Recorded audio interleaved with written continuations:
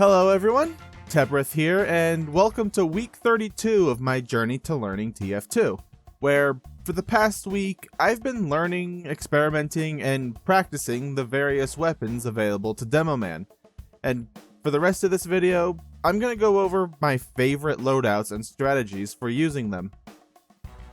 Starting with the loadout that I like to call the High Explosives Privateer, consisting of the Iron Bomber, the Quickie Bomb Launcher, and the Scotsman's Skull Cutter.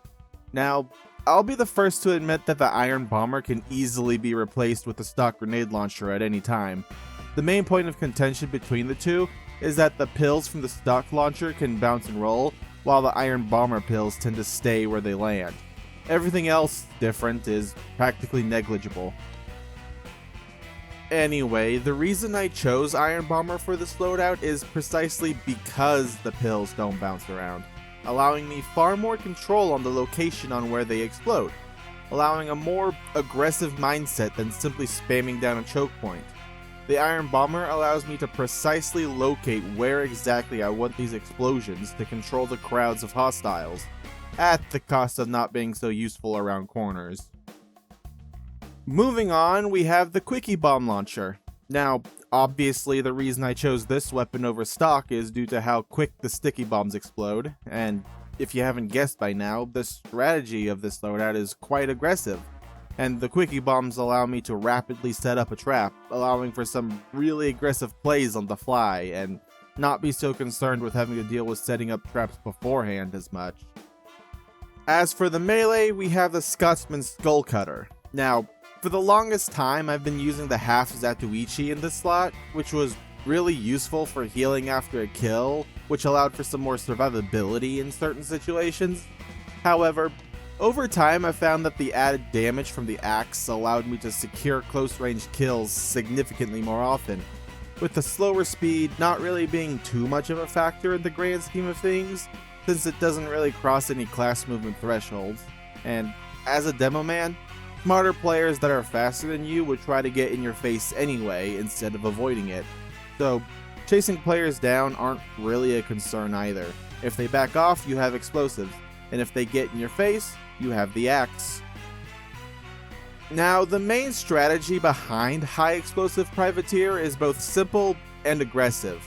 Use the Iron Bomber as a sort of artillery piece, firing at crowds of hostiles, particularly around objectives, using the non-bounce of the pills for accurate landings, whilst using the Quickie Bomb Launcher for actual engagements or to very quickly set up a trap on the fly should you see a flank coming. All while using the axe should any hostile manage to get in your face. Also, quick thank you for the YouTube comments helping me come up with a strategy behind this aggressive playstyle. Really loved reading what you all have to say.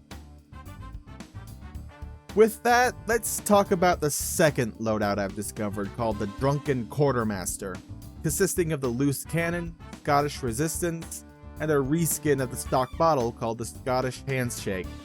But as you can imagine, the stock bottle or any other reskin can fit this slot equally as fine, for obvious reasons.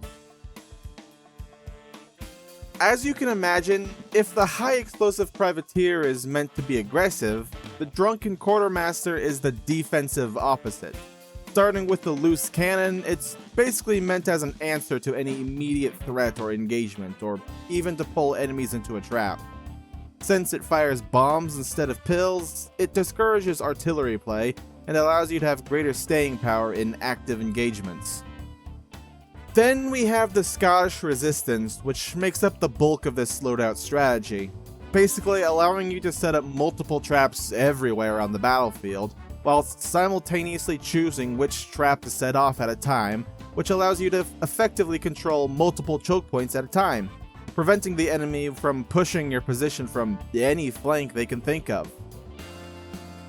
Then the melee, which is barely used in this strategy, so going with stock since it doesn't really matter, just melee if you need to, but basically if an enemy has made it past your defenses and got up in your face, it's best to have the old reliable stock at the ready to handle whatever situation you have found yourself in.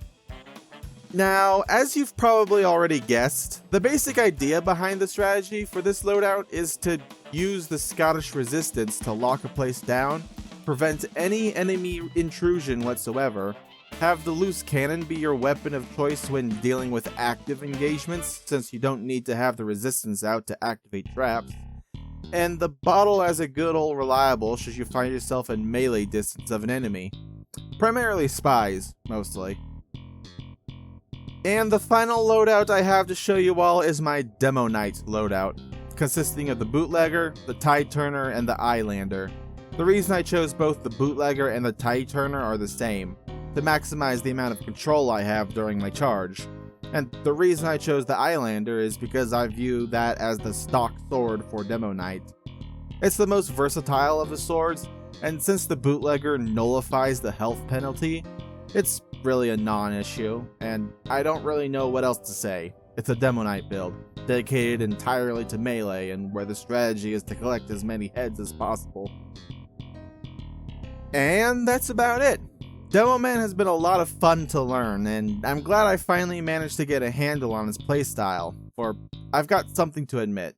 Up until this past month, Demoman has been my least played class, for having a class dedicated entirely on projectiles instead of hit scan was very different, and couldn't for the life of me figure out heads from tails on what I was supposed to do with him. Hence why I'm so glad this series has given me the opportunity to finally put this long-standing challenge to rest. Next week, it's time to learn man vs. machine as Demoman. So, if anyone's got some advice on how to face those robots with Mr. Explosives, I'd be really keen on reading what you have to say. And with that, I do hope you all have a wonderful remainder of your day.